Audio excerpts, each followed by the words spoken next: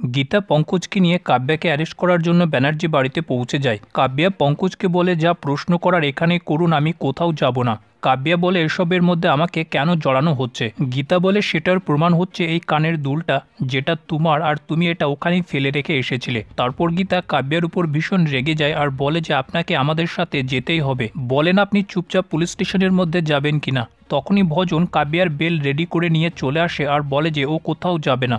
গীতা বলে, তোমাদের সব কটাকে আমি দেখে নেব। অন্যদিকে পদ্মকে মারার জন্য গীতার নাম করে তাকে বস্তিতে ডাকা হয়। পদ্ম বস্তিতে এসে দেখে যে কিছু গুন্ডা তাকে মারার জন্য তরোয়াল হাতে করে তার সামনে এসে উপস্থিত হয়। তারপর তারা পদ্মকে মারার জন্য তাকে তাড়া করতে শুরু করে। নিজের প্রাণের ভয়ে পদ্ম চারিদিকে ছুটতে শুরু করে। তখনই গীতাকে বস্তি থেকে ফোন করে সবকিছু বলে দেওয়া হয়। তারপর তারা পদ্মকে মারবে, ঠিক সেই মুহূর্তে গীতা সেখানে এসে উপস্থিত হয়। তারপর গীতার সমস্ত গুন্ডাদেরকে মেরে তাদের অবস্থা খারাপ করে দেয়। তারপর পঙ্কজ সেখানে চলে আসে তাদেরকে অ্যারেস্ট করার জন্যে। পদ্ম গীতাকে বলে যে তোমার ফোন থেকে আমাকে এখানে ডাকা হয়েছিল। গীতা বুঝতে পারে তার ফোনটা হ্যাক করা হয়েছে। তারপর গীতার সামনে আসা আর একটা সত্য, যে তার বাবাকে মারার জন্য বেনারসি পরে অন্য একটা মহিলা এসেছিল।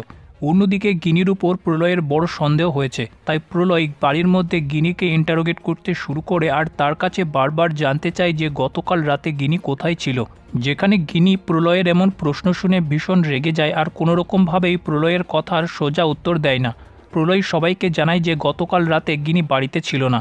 অন্যদিকে গীতা পুলিশ স্টেশনের মধ্যে গুন্ডাটাকে মেরে তার মুখ থেকে সত্যিটা বার করার চেষ্টা করে যে পদ্মকে মারার জন্য তাকে কে পাঠিয়েছিল।